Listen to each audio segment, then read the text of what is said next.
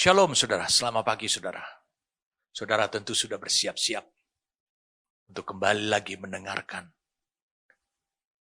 suara Tuhan lewat penjelasan firman-Nya.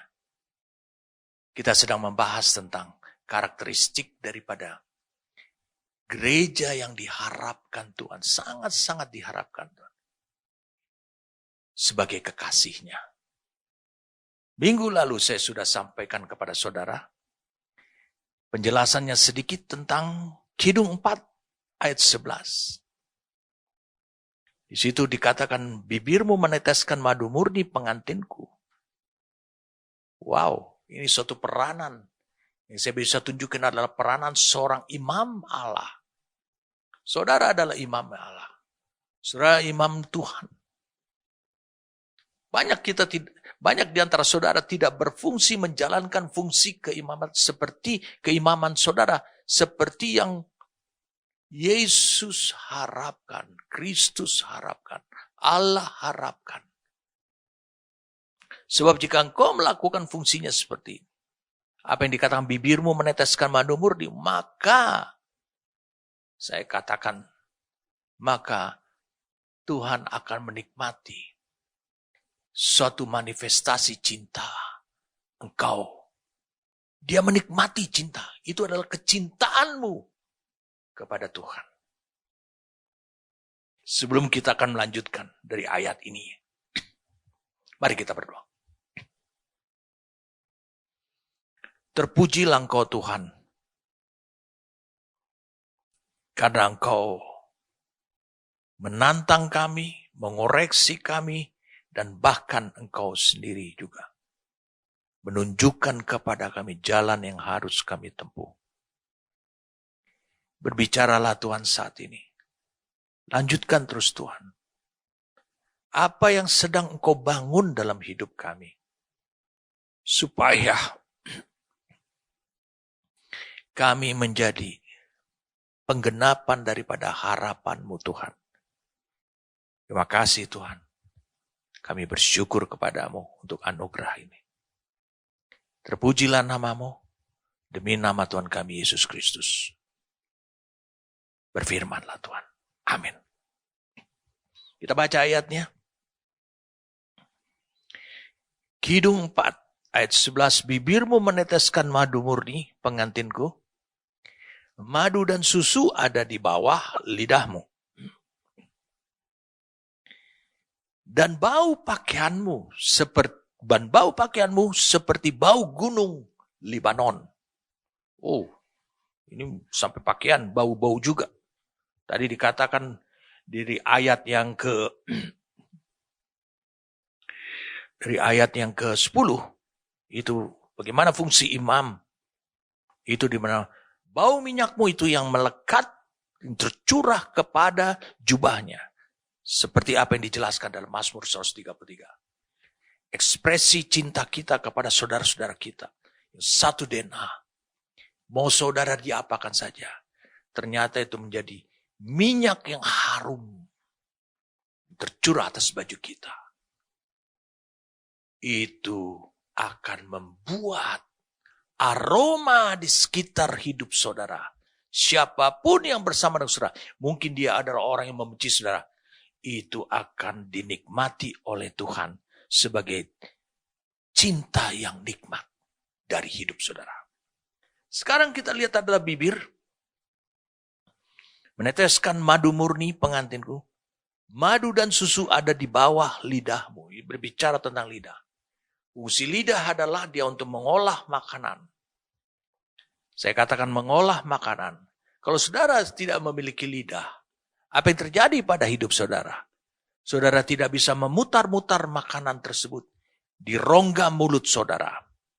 Dan lidah juga adalah, kalau lidah dipotong, itu yang terjadi pada para penginjil-penginjil zaman dahulu. Lidah ini dipotong. Mungkin saya dengar juga terjadi pada Watchmeni. Oleh pemerintahan Tiongkok pada waktu itu. Dia dipotong lidahnya. Sehingga dia tidak bisa berbicara. Dia tidak bisa berkata-kata. Kita lihat di sini, madu dan susu ada di bawah lidahmu. Berarti dia masih memiliki lidah. Madu dan susu. dan bau pakaianmu seperti bau gunung Libanon. Apa artinya semuanya ini? Kita belajar sekarang tentang, kita coba memahami. Salah satu yang Tuhan suka menikmati cintanya kita adalah kalau kita bisa mengekspresikan, menunjukkan dalam perbuatan kita bahwa madu dan susu itu ada di bawah lidah kita. Saya ingin kita mengutip satu ayat lebih dahulu, merupakan ayat yang betul-betul hebat bagi saya.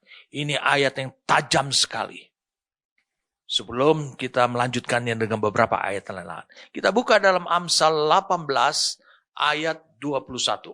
Amsal 18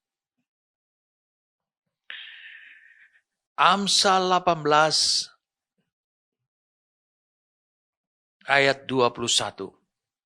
Dikatakan di sini, hidup dan mati dikuasai lidah. Siapa suka menggemakannya akan memakan buahnya. Suka menggemakannya, suka menyuarakannya, akan memakan buahnya. Baik itu adalah buah kehidupan maupun itu adalah buah kematian. Berarti lidah ini berbicara tentang, mungkin bahasa lain adalah suara yang keluar dari mulut. Karena lidah yang mengatur semuanya itu. Lidah yang memberikan potensi supaya suara itu menjadi jelas. Saudara, apa yang dikatakan oleh firman Tuhan? Menyangkut lidah, menyangkut mulut yang berpotensi mengeluarkan suara. Saya mengajak kita untuk bisa melihat Roma pasal 10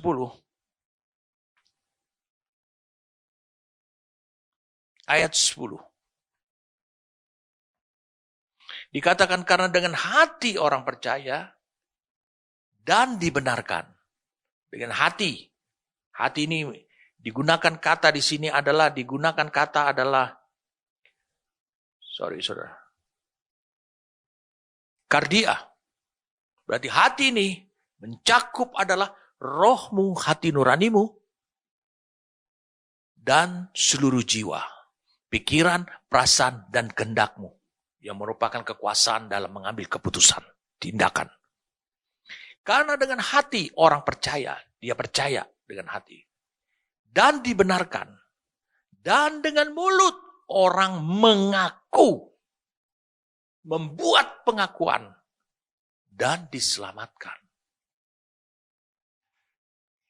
Jadi dengan hati orang percaya, tanpa disuarakan, saya katakan tanpa disuarakan, dia dibenarkan. Itu sikap berada pada posisi benar, pada posisi yang diperkenan oleh Tuhan. Itu sikap, posisi. Itu adalah suatu posisi rohani di mana saudara, di mata Allah saudara, benar. Maka dibenarkan. Tetapi mulut merupakan organ tubuh saudara. Mulut orang mengaku. Berarti ini berbicara tentang fungsi daripada lidah yang membuat pengakuannya seperti apa. Dan diselamatkan. Saya ingin supaya saudara bisa memahami. Ini digunakan kata diselamatkan di sini adalah digunakan kata soteria. Jadi kata soteria ini saya ingin supaya kita menjadi clear dari kata soteria ini adalah sebenarnya apa yang dimaksudkan dengan kata soteria ini. Kata soteria ini itu artinya katanya mengalami kelepasan. Mengalami keselamatan dari Mesias. Ini termasuk adalah keselamatan di masa yang akan datang. Itu kata soteria. Saudara bisa lihat. Apa hubungannya? Yang dikatakan di sini adalah bahwa madu dan susu ada di bawah lidahmu. Lidah para imam. Lidah kekasihnya si gembala ini, yaitu si wanita Sunam ini. Itu diakui oleh kekasihnya. Wah, madu dan susu ada di bawah lidahmu. Kita sudah belajar tentang bilangan 6 ayat 22-27 minggu lalu. Bagaimana diuraikan. Seorang imam harus memberkati. Menyerukan apa yang diperintahkan Tuhan. Tuhan memberkati engkau. Tuhan melindungi engkau. Dan seterusnya di bilangan 22 ayat 27. Tapi di sini dikatakan. Ditemukan oleh kekasih saudara. Bahwa madu dan susu itu ada di bawah lidah saudara. Sementara lidah itu bisa berkuasa untuk menyelamatkan hidup saudara. Ataupun membawa saudara pada kematian yang kekal. Dan itu dipertegas lagi dalam Roma 10 ayat yang ke-10. Ini menunjukkan kepada kita. Bahwa apakah ada satu harta yang ditemukan oleh Tuhan. Di bawah kekuasaan lidah kita itu. Ini adalah menyangkut kehidupan kita. Keseharian kehidupan kita, saudara. Saudara bisa lihat di sini satu ayat. Yesaya 50 ayat yang keempat. Yesaya 50 ayat yang keempat. Dikatakan di sini Tuhan Allah telah memberikan kepadaku lidah seorang murid. Kata Yesaya. Supaya dengan perkataan aku dapat memberi semangat baru kepada orang yang letih lesu. Berarti lidahnya diajarkan melalui seorang murid itu dia mendengar. Mendengar dan patuh. Lalu kemudian dia diajar. Supaya dia bisa perkataannya memberi semangat yang baru. Kepada orang yang letih lesu. Lalu kemudian dikatakan setiap pagi ia mempertajam pendengaranku untuk mendengar seperti seorang murid. Tiap pagi. Hari yang baru, mempertajam pendengaran.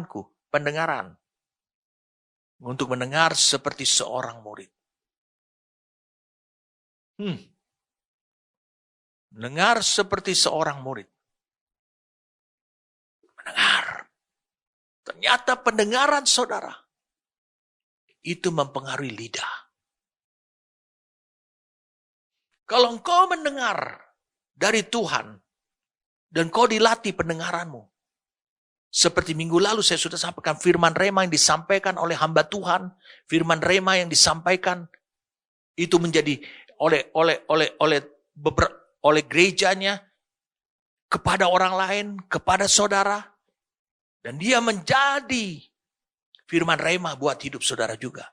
Apa yang terjadi dengan hidup saudara? Saudara akan memiliki iman. Dan iman ini akan mengajari saudara untuk bagaimana saudara memperkatakan untuk menyemangati orang yang letih lesu.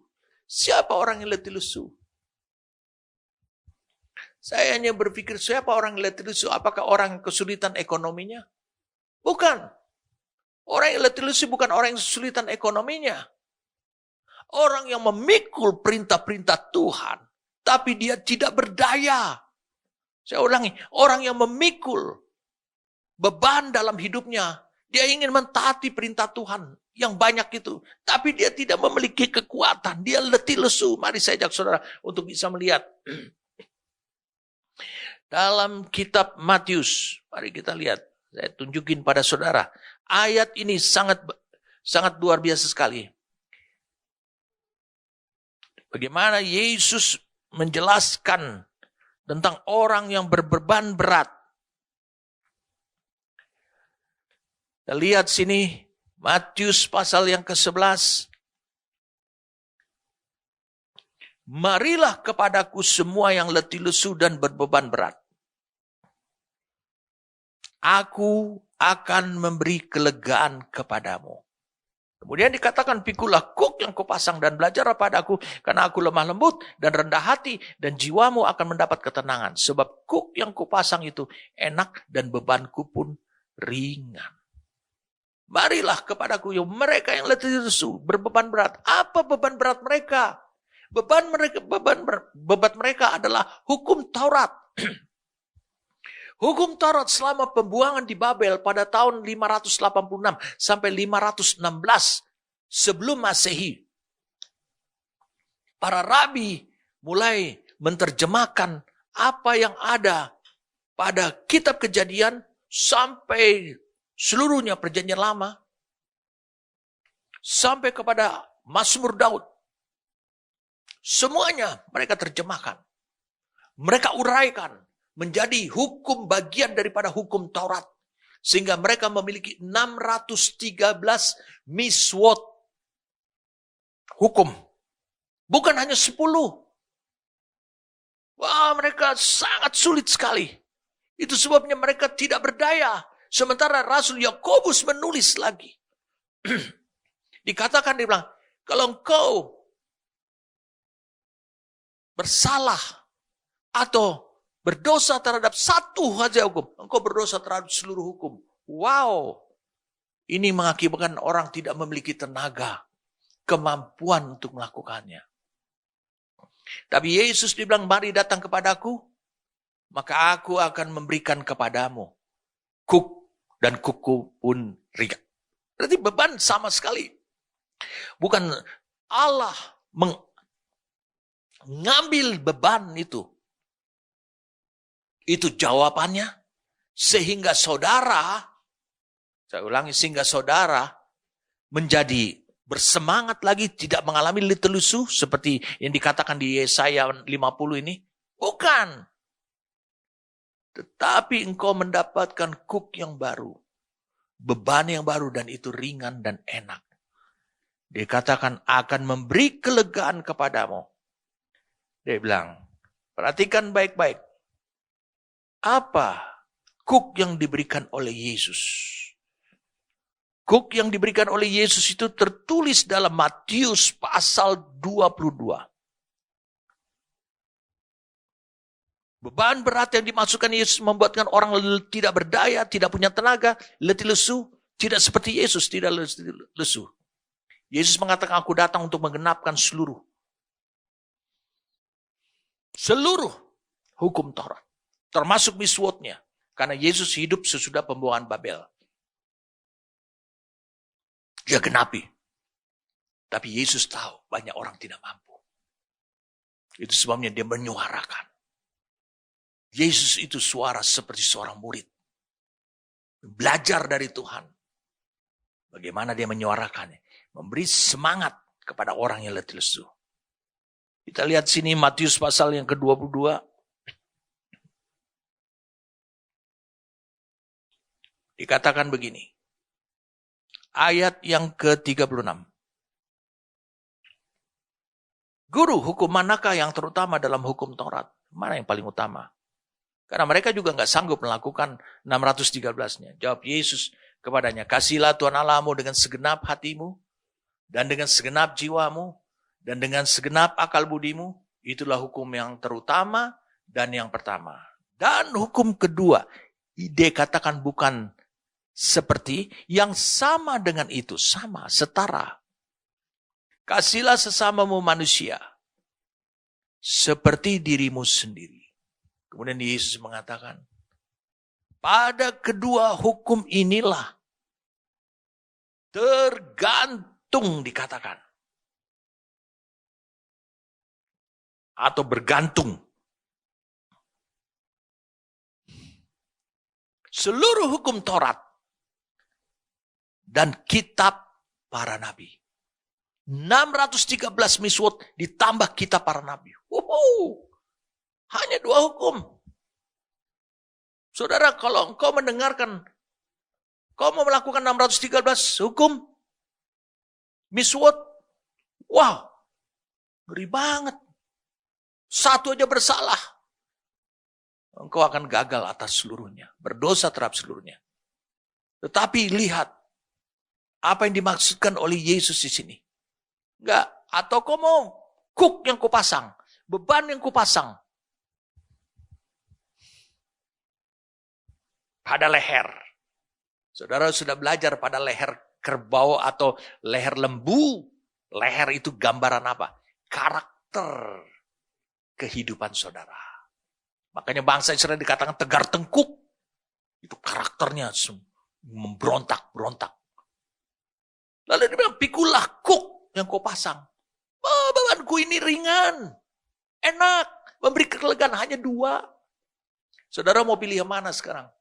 613 ditambah dengan kita para nabi. 613.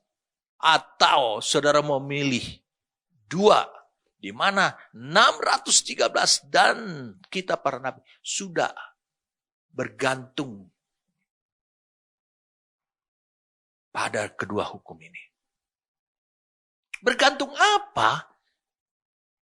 Tergantung apa? Keberhasilan saudara melakukan 613 dan seluruh kita para nabi adalah bergantung bagaimana engkau menjalankan kedua hukum ini. Tentu dong saudara semangat. Saudara perhatikan baik-baik kata.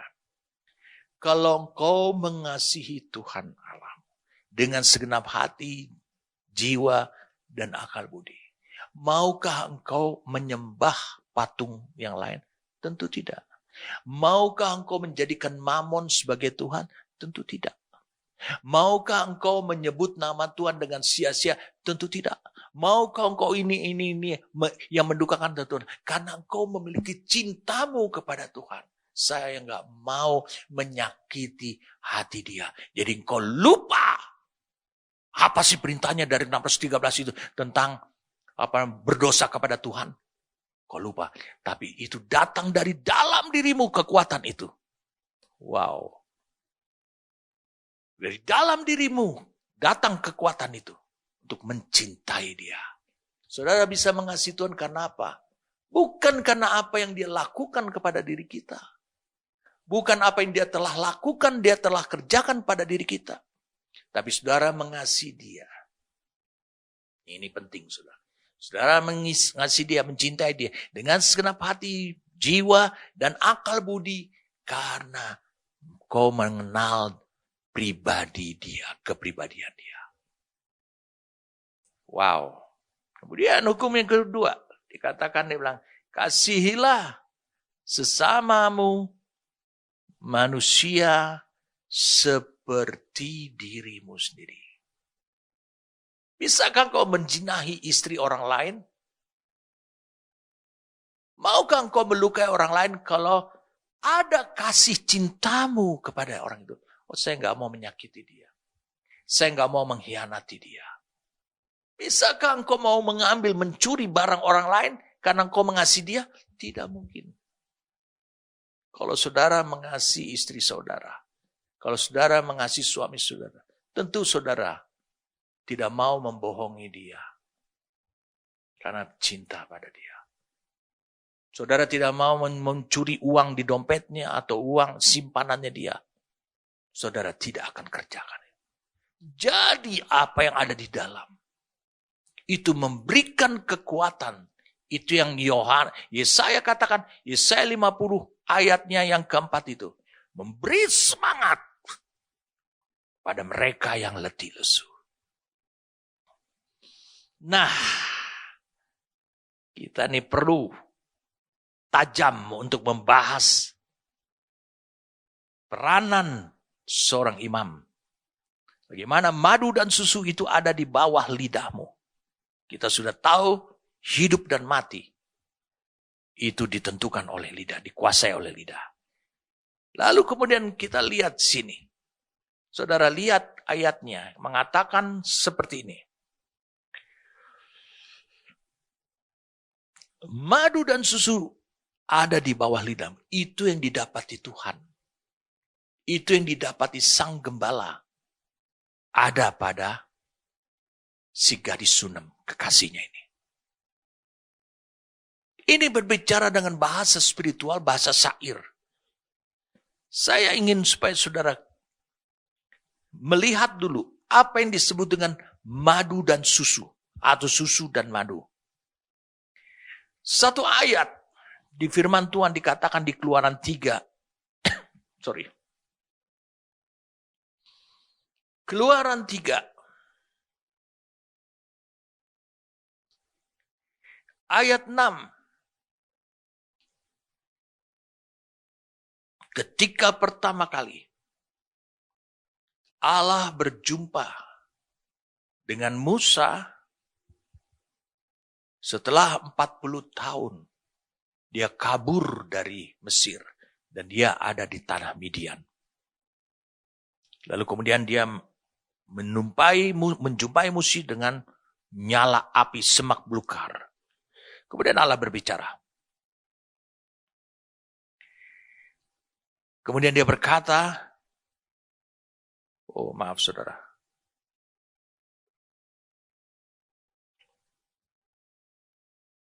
Kemudian dia berkata, di Keluaran 3 ayat yang ke-6.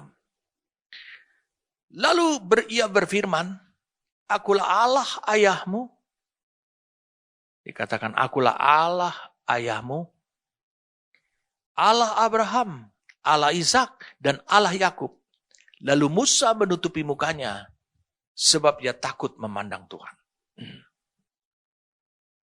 Dan Tuhan berfirman, aku telah memperhatikan dengan sungguh kesengsaraan umatku di tanah Mesir, dan aku telah mendengar seruan mereka yang disebabkan oleh pengerah-pengerah mereka. Ya, aku mengetahui penderitaan mereka. Sebab itu aku telah turun untuk melepaskan mereka dari tangan orang Mesir dan menuntun mereka keluar dari negeri itu ke suatu negeri yang baik. Perhatikan, suatu negeri yang baik dan luas, suatu negeri yang berlimpah-limpah susu dan madunya, ke tempat orang Kanan, orang Het, orang Amori, orang Feris, orang Hewi, dan orang Yebus. Saudara perhatikan baik-baik. Ini adalah saatnya 430 tahun kemudian sejak Allah mengatakannya kepada Abram, masih Abram namanya, di Kejadian pasal 15. Allah menggenapinya setelah kejahatan orang Amori sampai kepada permukaannya Tuhan. Sampai pada batasnya. Dan Allah juga karena dia mengingat kepada janjinya kepada Abram. Dia bilang, aku akan memberikan seluruh tanah ini kepada keturunanmu. Tetapi pada masa sampai Abram hidup, negeri itu belum menjadi milik Abram. Tapi Allah menjanjikan, Allah yang akan memproses, Allah yang akan melakukannya, supaya itu negeri menjadi milik daripada Abraham dan keturunannya. Allah yang akan melakukan, kapan saatnya, kapan tepatnya. Abraham percaya kepada Tuhan akan hal itu. Itu sebab dia melihat dalam iman bahwa keturunannya akan memiliki negeri itu. Dikatakan negeri itu yang berlimpah susu dan madunya. Apa arti semuanya berlimpah susu dan madu? Ini banyak berbicara tentang berkat, ungkapan yang berbicara tentang kiasan, tentang menunjukkan pada kelimpahan yang besar, dan segala macam hal yang baik di dalamnya, yakni untuk kebutuhan dan kesenangan. Saya katakan untuk kebutuhan dan kesenangan atau kenikmatan hidup manusia yang tidak terbatas. Tidak terbatas. Kalau kita mau menguraikan, uraiannya seperti ini. Apa yang disebut dengan di sini adalah dikatakan susu dan madu. Susu dihasilkan oleh lembu atau ternak. Bagaimana dikatakan negeri itu berlimpah susu dan madu? Berarti banyak ternak yang akan dipelihara di sana. Diberi makan dari tanah Kanaan, tanah itu. Sebab tanah itu akan menyediakan makanan, padang rumput, dan banyaknya. Sehingga banyaknya susu. Karena ternak itu akan beranak pinak. Dan banyaknya susu akan dihasilkan.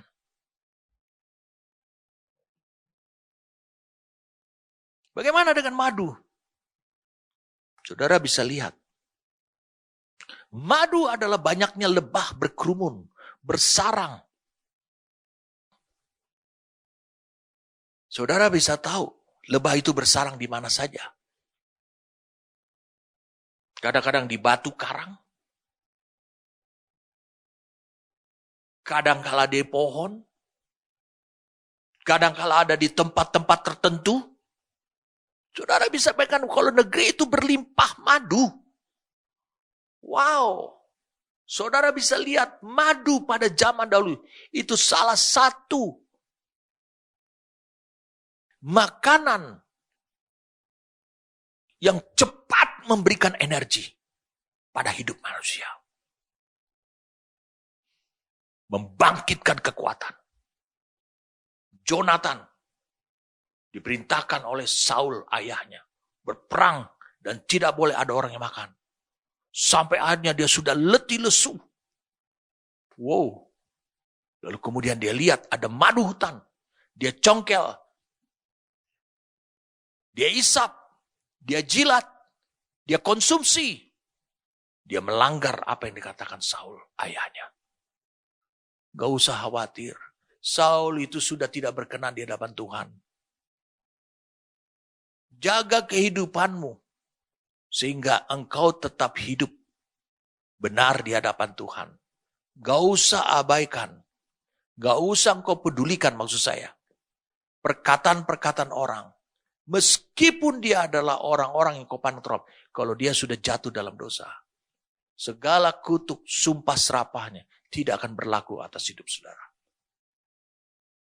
Dan ini yang terjadi. Jonathan menjadi kuat, segar lagi. Saudara bisa bayangkan, suatu negeri yang berlimpah susu dan madu.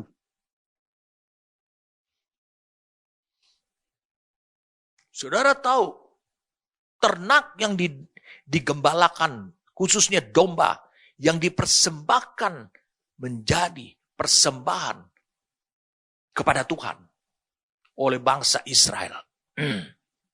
Lihat, saya ingin supaya saudara mengerti apa yang saya mau jelaskan. Lihat, ada persembahan harian, ada persembahan mingguan, ada persembahan bulanan, ada persembahan tahunan, ada persembahan korban domba setiap hari raya. Dari sekian banyak orang Israel, umat Allah, kalau mereka tidak hidup di suatu negeri yang berlimpah susu dan madunya, di mana mereka bisa terus mengembangbiakan dengan cepat semua penyediaan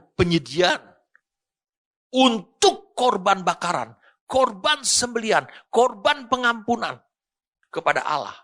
Saudara bisa bayangkan. Berarti ini adalah suatu siklus. Allah meminta engkau memberikan persembahan. Allah menempatkan engkau lebih dulu di tanah yang berlimpah susu dan madunya. Tujuannya adalah semua semata-mata untuk Allah lagi.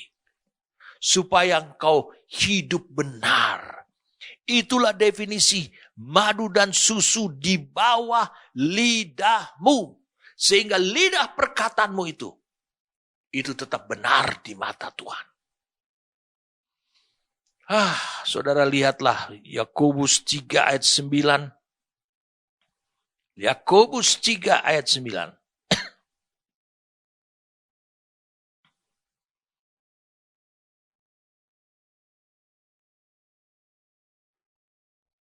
Dengan lidah kita memuji Tuhan, Bapa kita. Dan dengan lidah kita mengutuk manusia yang diciptakan menurut rupa Allah. Dari mulut yang satu keluar berkat dan kutuk. Hal ini saudara-saudaraku tidak boleh demikian terjadi. Tidak boleh demikian terjadi. Apakah ini terjadi pada gerejanya yang dikatakan dalam Kidung Agung? Tidak.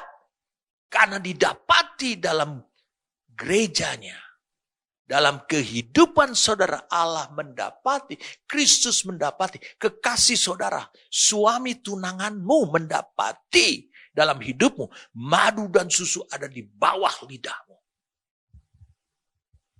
Justru lidahmu bisa memberi semangat pada orang lain yang letih lesu.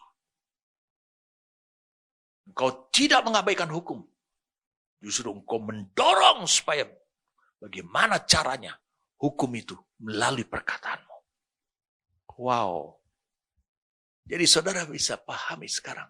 Semua kelimpahan berkat yang berkelimpahan, yang Tuhan anugerahkan kepada hidup saudara, itu punya tujuan. Seperti bangsa Israel. Kenapa dia harus ditempatkan di suatu negeri yang berlimpah susu dan madunya? Allah bilang apa? Karena di tempat itulah selalu tersedia mereka untuk berkorban kepada Tuhan. Dengan banyaknya kambing domba mereka. Ketika mereka di Mesir, ingat, Mesir, bagi Mesir, domba itu adalah kekejian bagi Mesir dan bagi dewa mereka. Jadi itu negeri yang dimaksudkan bukanlah negeri untuk mereka. Saudara mengerti sekarang. Setiap Allah memberi kelimpahan kepada saudara, selalu punya tujuan. Allah sudah menyiapkan saudara untuk jauh. Dari jauh hari, dia beri engkau kelimpahan materi. Adalah supaya saudara bisa memiliki kemampuan untuk menjawab, untuk memenuhi kebutuhan Tuhan. Untuk memenuhi perkenanan Tuhan di kemudian hari. Itu sebabnya madu dan susu ada di bawah lidahmu.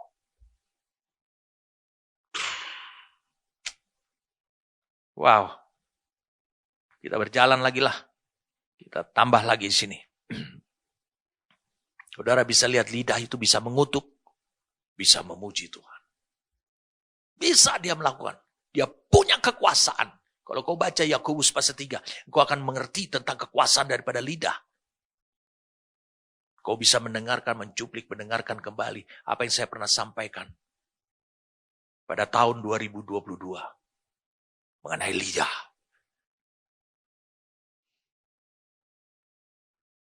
Kau dengar rekamannya di YouTube.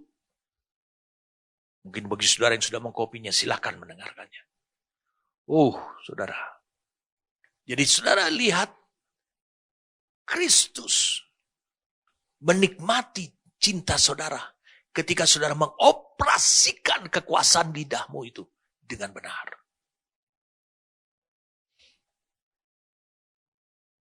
Di dalam lidahmu itu ada suatu kekuatan madu dan susu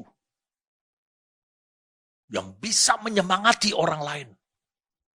Pada bawah lidahmu itu tersembunyi suatu kemampuan untuk bisa menjawab kebutuhan Tuhan. Meskipun itu mungkin dalam bentuk harta materi. Engkau memiliki harta materi. Kalau begitu apa yang dimaksud dengan lidah di sini? Memiliki madu dan susu. Saya mau cerita pada saudaraku. Saya mau tegaskan pada saudara. Ini berbicara tentang ketetapan hatimu. Kalau engkau diberkati oleh Tuhan secara materi selalu luar biasa. Apa ketetapan hatimu mengenai harta yang kau terima? Karena apa yang kau terima, yang sudah menjadi ketetapan hatimu, tidak akan pernah dirusak dengan berkat-berkat Tuhan yang lain. Ketetapan hati itu suatu jangkar yang tetap itu yang akan kau laksanakan. Apa yang menurut hatimu, bukan apa menurut berkat itu datang.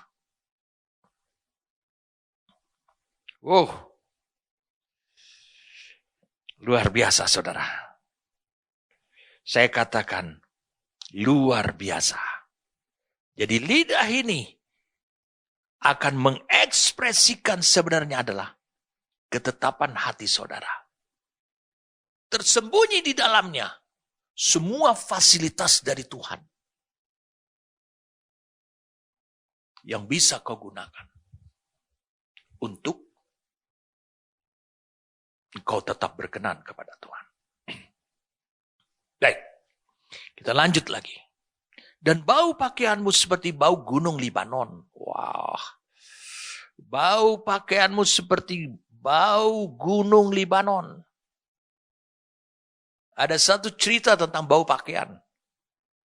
Saudara, langsung saja saya hubungkan saudara kepada kebenaran ini. Karena ini suatu cerita yang menarik. Mari kita lihat sama-sama di Kejadian. Kejadian 27.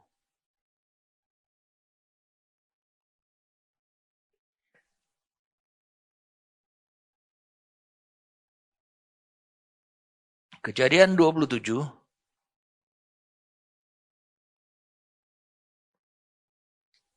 Ishak ingin memberkati Yakub. Ingin memberkati Esau. Kalau lihat dari ayat 1-nya Kejadian 27. Ketika Ishak sudah tua, perhatikan baik-baik. Ketika Ishak sudah tua, ini kalimat yang gak boleh saudara lepaskan. Katanya sudah tua, kemudian dikatakan adalah, matanya telah kabur. Gak tahu kabur kemana matanya. Sehingga ia tidak dapat melihat lagi. Oh, baru jelas.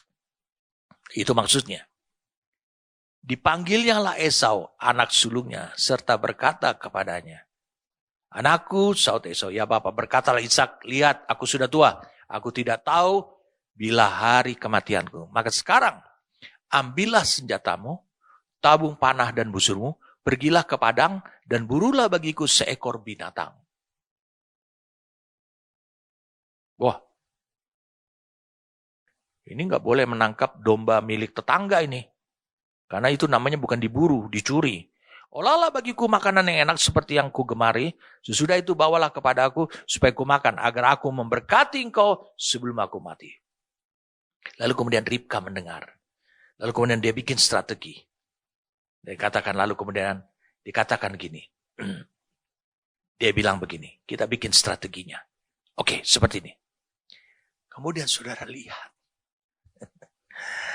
Hal yang janggal. Apa yang dilakukan oleh Yakub? Ayat 9, pergilah ke tempat kambing domba kita.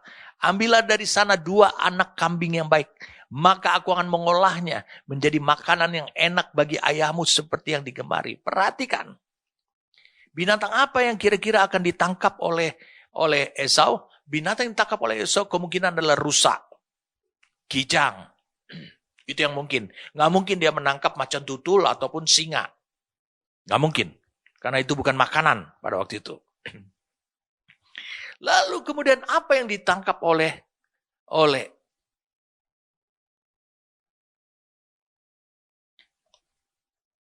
Yakub? Kambing domba benar-benar adalah hasil penggembalaan dia. Karena dia adalah penggembala. Saudara lihat, kemudian dia pergi ke Padan Aram, dia menjadi gembala di sana. Dia menggembalakan dombanya Laban, mertuanya, dan juga dombanya dia. Dia pulang kembali ke Beersheba adalah dia membawa domba yang banyak. Dia profesinya. Adakah sesuatu yang aneh? Ada. Rasa rusa kijang berbeda dengan rasa domba. Sudah mengerti? Tetapi Ribka mengerti masakan dan seleranya suaminya, Ishak. Saudara bisa lihat. Ishak tidak bisa lagi membedakan ini daging rusa, kijang, ataupun daging domba. Dari bibirnya. Lidahnya. Kemudian dikatakan ini, bawalah itu kepada ayahmu, supaya dimakannya agar ia memberkati engkau sebelum ia mati. Oke. Sekarang kita langsung saja, ayat 20. Lihat sini. Ayat 18. Demikianlah Yakub masuk ke tempat ayah serta berkata, Bapak, sautnya ayahnya. Ya anakku, siapakah engkau? Kata Yakub kepada ayahnya, akulah Esau anak sulungmu. Telah kulakukan seperti yang Bapa katakan kepadaku. Bangunlah, duduklah dan makanlah daging buruan masakanku ini agar Bapa memberkati aku. Perhatikan, lidah perasanya. Jadi indera perasanya, pengecap namanya. Lidah pengecapnya Ishak sudah sulit. Dia tidak bisa membedakan rasa ini, daging ini. Matanya telah kabur, sudah tidak mampu melihat tajam. Lalu Ishak berkata, lekas.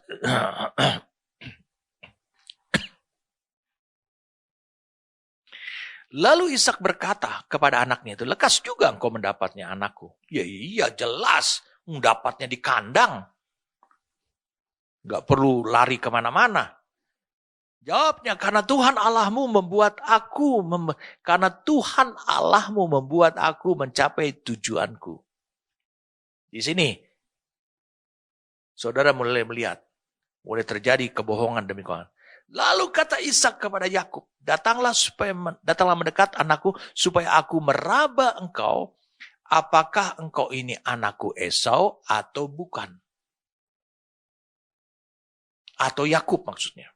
Maka Yakub mendekati Ishak ayahnya, dan ayah itu meraba serta berkata, kalau suara Yakub, kalau tangan Esau. Berarti ada dua indera.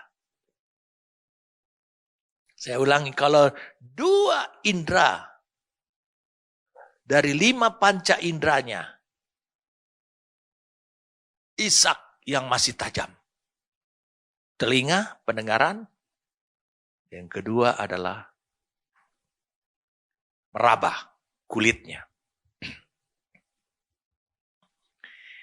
Jadi dikatakan Ishak tidak mengenal dia karena tangannya berbulu seperti tangan Esau, kakaknya. Ishak hendak memberkati. Ya, lihat di sini.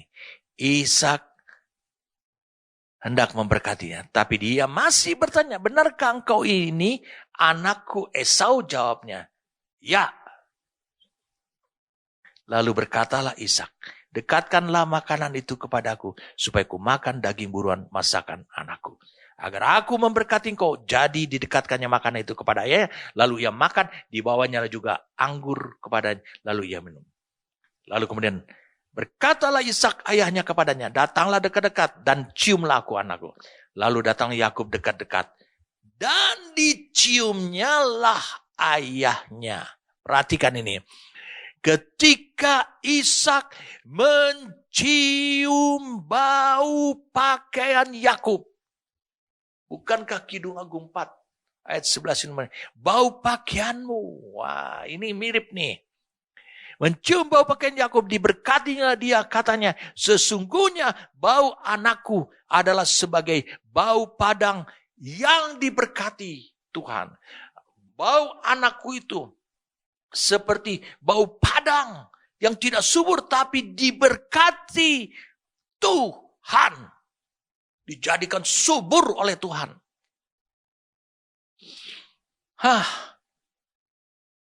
Ishak ketika tidak bisa melihat lagi, maka dia berkata pada Yakub, suaranya suara Yakub. Kalau tangan Esau, Ishak sebagai insan spiritual hanya mengandalkan penciumannya dan perabaannya. Tapi saudara bisa lihat ketika dia mencium bau pakaian Yakub, dia memulai memberkati.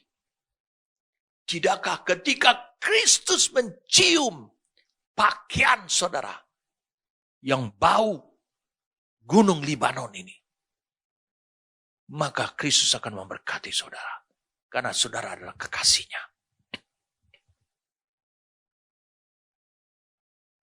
Di mana engkau menemukan bahwa Yohanes pasal 13, ketika Yesus membasuh kaki murid-muridnya, dia sedang melayani, memberkati, sedang barak. Bahasa Ibrani dikatakan barak. Allah menekuk lututnya, melayani saudara. Hanya dari mencium pakaian. Ini adalah bahasa syair, saudara. Kemudian apa yang dikatakan bahwa anakmu adalah sebagai bau padang yang diberkati Tuhan. Allah akan memberikan kepadamu embun dari langit dan tanah gemuk di bumi. Itu sebabnya kesanalah Tuhan memerintahkan berkat kehidupan untuk selama-lamanya. dan gandum serta anggur berlimpah-limpah dari gunung Hermon ke gunung Sion. Bangsa-bangsa akan takluk kepadamu dan suku-suku bangsa akan sujud kepadamu. Jadilah Tuhan atas saudara-saudaramu dan anak-anak ibumu akan sujud kepadamu. Siapa yang mengutuk engkau, terkutuklah ia. Dan siapa yang memberkati engkau, diberkatilah ia. Setelah Ishak selesai memberkati Yakub dan baru saja Yakub keluar meninggalkan Ishak ayahnya, pulanglah Esau, kakaknya dari berbu. Ia juga menyediakan makanan yang enak. Lalu membawanya kepadanya. Katanya, Bapak bangunlah dan makan daging. Ya bapaknya lagi tidur. Kenapa bapaknya lagi tidur? Oh, kekenyangan. Agar engkau memberkati aku. Tapi kata Ishak, ayah, siapakah engkau ini? Oh, akulah anakmu, anak sulungmu. Lalu terkejutlah Ishak dengan serta-merta. Siapa kegerangan yang memburu binatang itu yang telah membawanya kepadaku? Aku telah makan semuanya sebelum engkau datang dan telah memberkati dia. Dan dia akan tetap orang yang diberkati. Wah, saudara lihat di sini. Ada tanda tanya besar. Bukankah Yakub mendatangi Ishak meminta berkat itu dengan cara menipu, bohong? Lalu mengapa Yakub berkata, Ishak berkata seperti, tapi aku telah melepaskan berkat dengan mencium bau pakaiannya dan aku turun berkat atas hidupnya. Lalu mengapa berkat itu tetap tidak ada, tidak bisa dianulir karena itu dilakukan dengan cara yang tidak benar di mata Tuhan? Saudara harus tahu. Dengan cara yang tidak benar. Dengan cara dosa.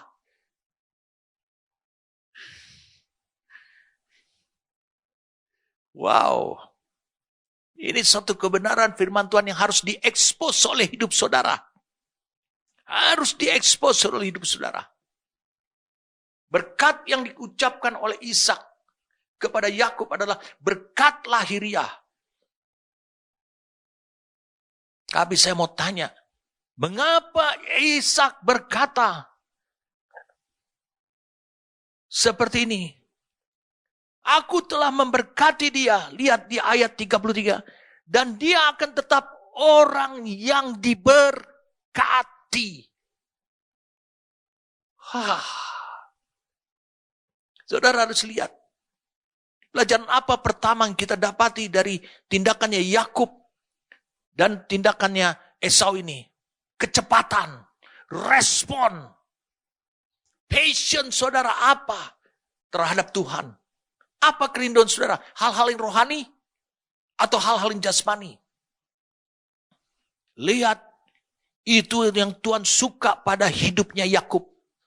Yakub selalu ingin mengejar, punya passion besar terhadap hal-hal yang spiritual. Hal-hal yang kekal. Ya tapi pertanyaannya, mengapa? Bukankah itu ditempuh oleh dia dengan cara dosa?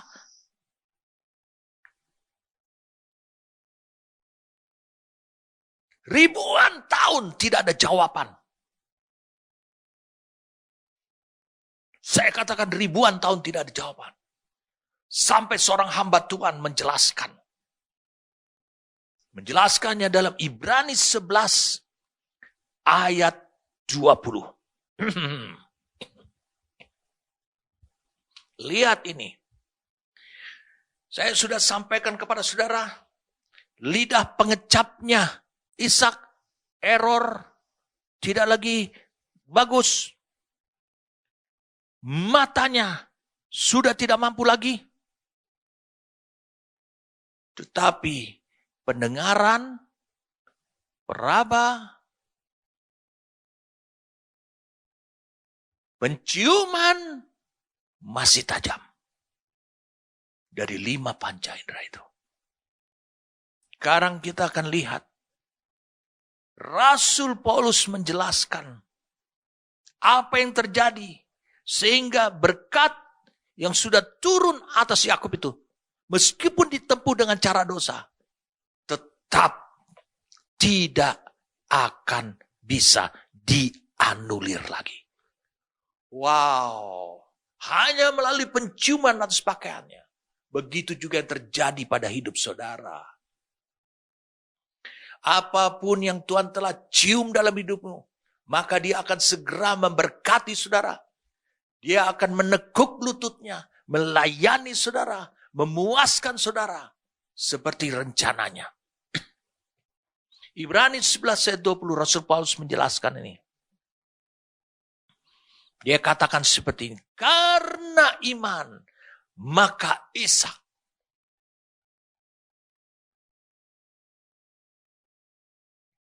sambil memandang jauh ke depan.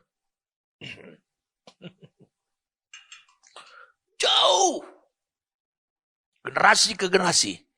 Memberikan berkatnya kepada Yakub dan Esau.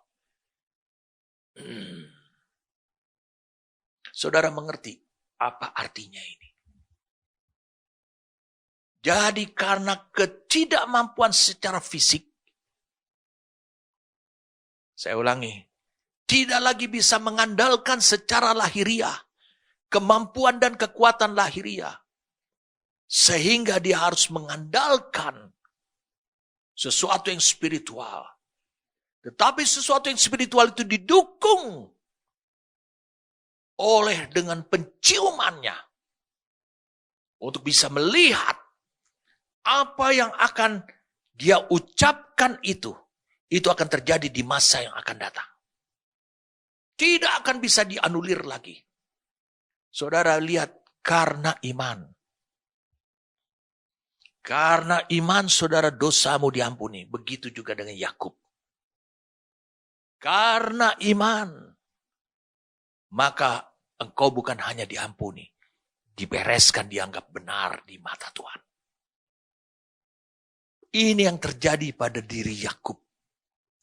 Dari berkatnya Ishak. Jadi saudara lihat di sini, Yakub, Ishak memandang jauh ke depan, memberikan berkatnya kepada Yakub. Ketika Yakub datang, mungkin caranya menipu, dia mencium baunya, dia melihat jauh ke depan.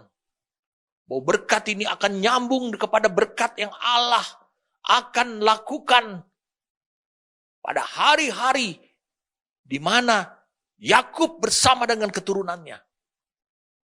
Itu akan terjadi. Wow. Oh Tuhan, terima kasih Tuhan. Jadi saudara lihat di sini.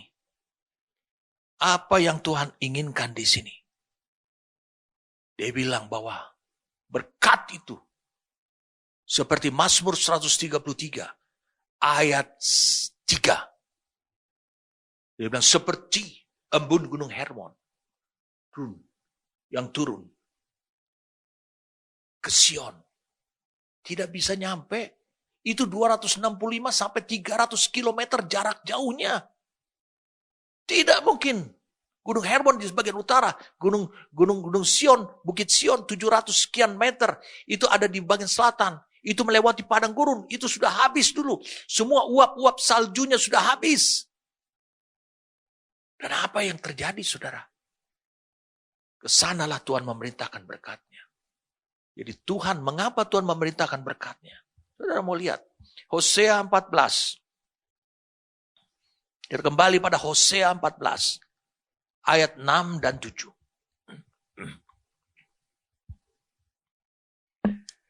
Hosea 14. Ayat 6 dan 7. Aku akan seperti embun. Dikatakan, aku akan seperti embun bagi Israel. Maka ia akan berbunga seperti bunga bakung. Saudara tangkap nih. Dan akan menjulurkan akar-akarnya seperti pohon tawar. Ranting-rantingnya akan merambak. Semaraknya akan seperti pohon zaitun. Dan berbau harum seperti yang di Libanon. Oh, kalau itu mirip dong ini. Kayak Kidung. Kidung pasal 4. Ayat yang ke-11 ini sangat mirip sekali. Dia bilang, bau pakaianmu seperti bau gunung Libanon. Ini pasti ada hubungannya. Ini berbicara tentang bau pakaian itu maka berkat. Tuhan berkata, aku akan seperti embun.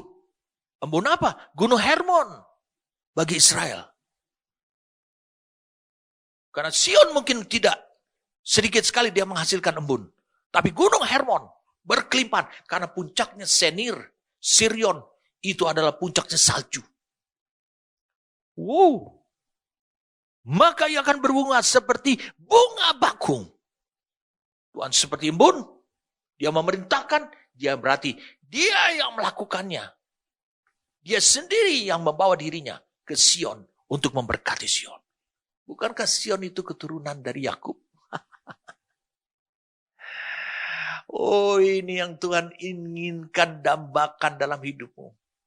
Tuhan menemukan dia sebagai kekasih kita. Tuhan menemukan bagaimana Allah Israel bekerja dalam hidupmu secara nyata pada saat ini sebagai gerejanya. Kau adalah bunga bakung itu. Maka ia akan berbunga seperti bunga bakung. Bunga yang indah yang didandani oleh Tuhan. Bukan ditanam, dicocok tanam ataupun dibudidayakan oleh orang. Saudara. Dan akan mengulurkan akar-akarnya seperti pohon hawar. Ranting-rantingnya akan merembak. Semaraknya akan seperti pohon zaitun dan berbau harum. Seperti yang di Libanon. Jadi saudara lihat. Bukankah ini yang maksudnya gereja? Tuhan harus menemukan realitas seperti ini. Realita apa? Allah Bapa. Saya katakan Allah Bapa. Memberkati saudara. Allah Bapa memerintahkan berkat kehidupan. Allah Bapa mendandani hidup saudara. Yesus ingin melihat itu dan menikmati pemandangan seperti itu. Melihat buktinya dari hidup saudara. Allah Bapa mengerjakan itu. Dan bahkan engkau akan menimbulkan bau harum seperti yang di Libanon. Sehingga saudara lihat. Yesus Kristus adalah mempelai laki-laki kita. Atau suami tunangan kita. Mencium bau. Dan dia menikmati bau pakaianmu. Apa arti pakaian? Wahyu 19 ayat 7 dan 8. Pakaian adalah, jubah adalah perbuatan yang benar dari orang kudus. Itu yang dinikmati. Perbuatanmu itu terjadi karena Allah memberkati saudara, melimpahkan saudara, berkat-berkat jasmani. Itu artinya bau-bau haram. Apakah Tuhan mendapati saudara? Apakah Tuhan melihat sekarang saudara? Apakah Kristus melihat saudara? Seperti itu. Apa yang Allah kerjakan lewat rohnya yang kudus. Bunga bakung di padang. Yang tidak memintal, kata Yesus. Tapi dia didandani oleh Allah. Dia tumbuh liar pada zaman itu. Saudara bisa lihat Allah Bapa yang memberkati si gadis Sunam itu. Karena dia seperti apa? Bunga bakung yang disirami oleh embun. Yang turun dari gunung Hermon.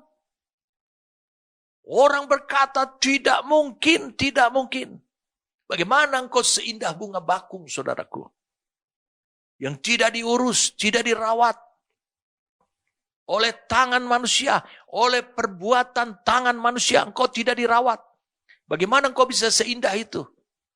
Tuhan yang mengurusnya. Tidakkah engkau didapati betapa indahnya engkau seperti bunga bakung? Dan tidak ada upaya ataupun usaha manusia yang melakukan itu buat hidupmu. Dia katakan Gunung Hermon membasahi Sion, menumbuhkan tanaman berbunga. Juga termasuk seperti bunga bakung yang indah. Bahkan, saya ulangi, bahkan pohon yang berbau. Seperti pohon zaitun tadi kita udah baca. Pohon zaitun itu berbau seperti di gunung Libanon.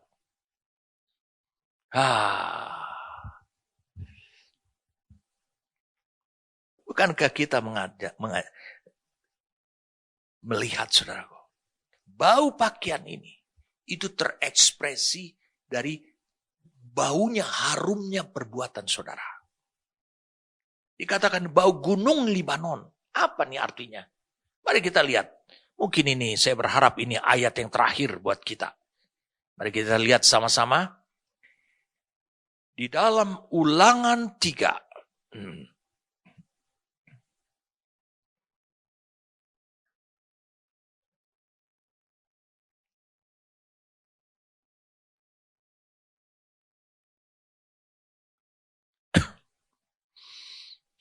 Ayat yang ke-25.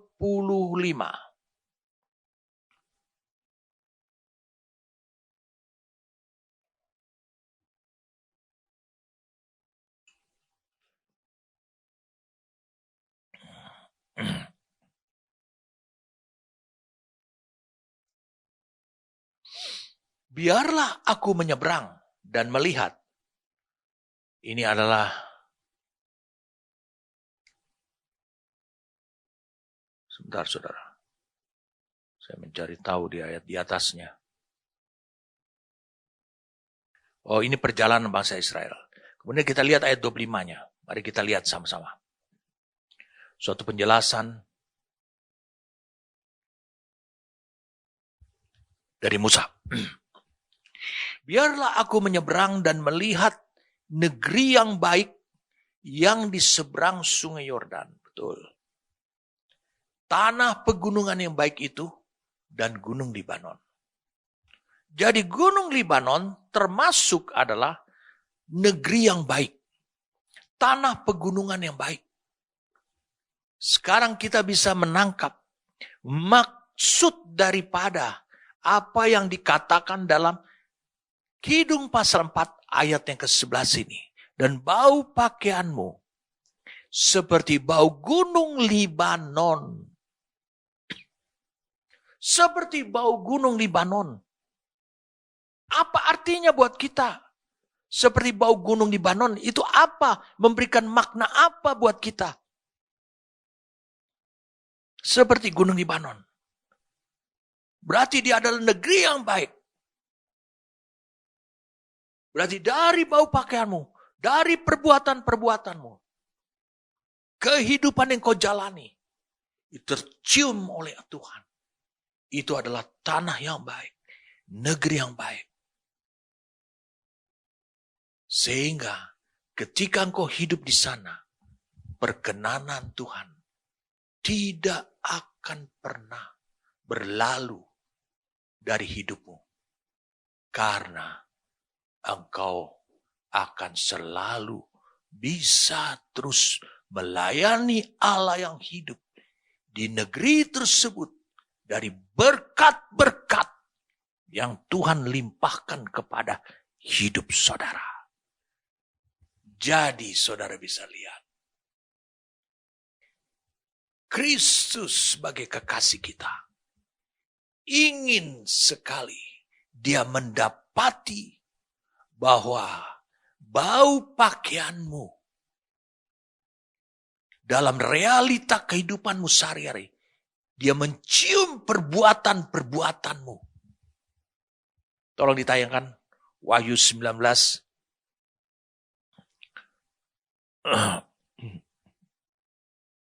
Wahyu pasal 19. Ayat yang ke-8.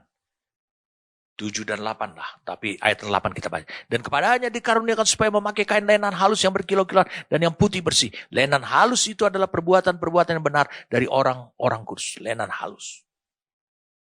Ini adalah pakaian kekekalan yang akan kita terima. Lenan halus itu menunjukkan perbuatan saudara itu menjadi pakaian. Dan bukan hanya menjadi pakaian, menutupi aura saudara. Kemaluan saudara, bukan hanya itu. Tetapi pakaian saudara itu mengeluarkan bau yang harum. Dan kiranya Tuhan mendapati perbuatan-perbuatanmu itu. Dari orang kudus, Tuhan mendapati bahwa ada mengeluarkan bau yang harum. Bau gunung Libanon. Yaitu tempat yang diberkati oleh Tuhan. Terpancar daripada perbuatanmu. Mengapa? Karena Tuhan yang memberkati kau, saudara. Amin. Kami berterima kasih untuk anugerah yang Kau berikan kepada kami, Tuhan. Kami memahami apa yang harus menjadi realita dalam hidup kami, Tuhan. Dan yang menyukakan hatimu, Tuhan. Yang Kau harapkan terwujud hanya dari kehidupan kami sebagai gerejamu. Terima kasih untuk kebenaran yang kami dapati lewat pekerjaan Roh-Mu yang kudus. Yang membawa dan mengantar firman yang bersuara itu. Menjadi iman yang meneguhkan hati kami. Dan juga yang menjadikan kami untuk berada pada posisi benar. Terima kasih untuk semuanya ini. Makasih untuk apa yang Kau lakukan. Kristus juga ingin melihat apa yang Engkau lakukan Bapa terhadap gereja. Dan itu menjadi bau-bauan yang harum. Mengapa Bapa melakukan semua itu? Karena Bapa berkenan kepada gerejanya juga.